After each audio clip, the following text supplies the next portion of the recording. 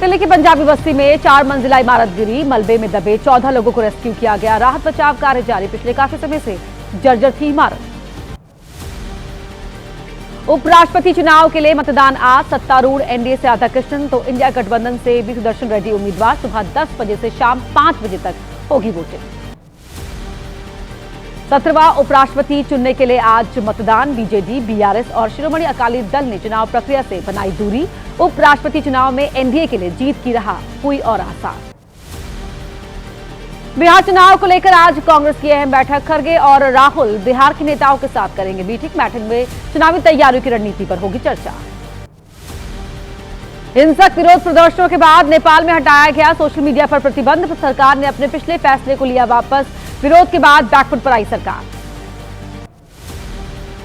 नेपाल में हुए हिंसक प्रदर्शन में कम से कम 21 की मौत, 422 लोग घायल। नेपाल के झापा जिले में पुलिस ने मारे छापे। काठमांडू और आसपास की जगहों पर भी पुलिस की रेड। नेपाल में हिंसक प्रदर्शनों के बाद नेपाल के गृह मंत्री रमेश लेखक ने दिया इस्तीफा। विपक्षी दलों ने कहा पीएम ओली भी दे इस्तीफा। नेपाल में प्रदर्शन को देखते हुए यूपी के सीमावर्ती जिलों में कड़ी सुरक्षा। एसएसबी जवानों ने बढ़ाई सतर्कता। सुनौली बॉर्डर से पर्यटकों को किया जा रहा है वापस।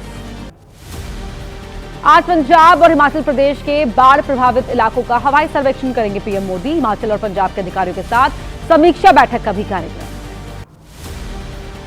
हिमाचल प्रदेश के कांगड़ा में ब्यास नदी से तबाही। नदी किनारे से लगते इलाकों में बह गए कई मकान। कई घरों पर अभी भी खतरा। किसानों की फसल भी चढ़ी नदी की भेंट।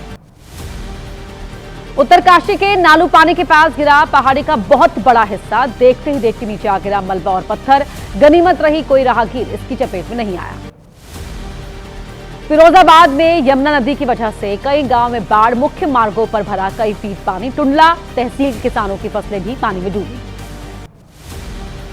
जम्मू कश्मीर के बारामूला में स्कूल के अंदर भरा पानी। क्लासरूम के अंदर पानी भर जाने से बच्चों की पढ़ाई पर पड़ रहा है असर। पिछले कुछ दिनों से हो रही बरसात से जनजीवन प्रभावित।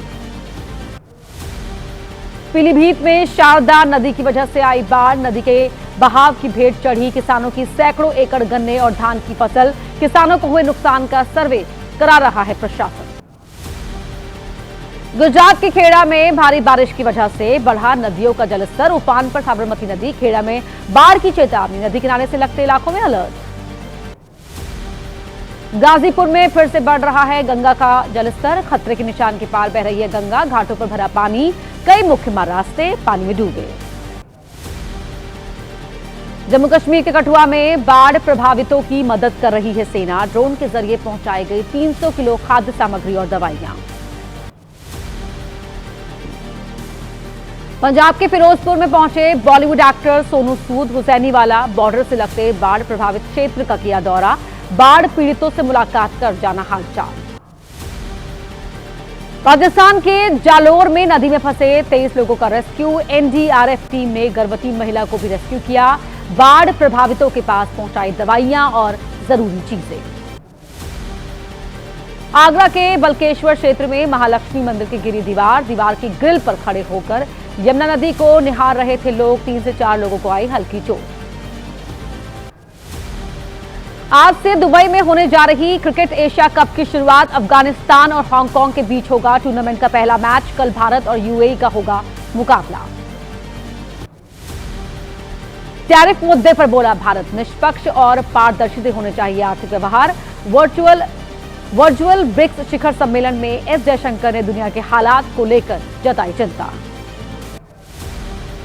भारत में चीन के राजदूत शू पेइहोंग ने कहा भारत पर 50% टैरिफ गलत। अमेरिका ने उठाया फ्री ट्रेड का फायदा। टैरिफ को हथियार बनाकर वसूल रहा है ऊंचे दाम।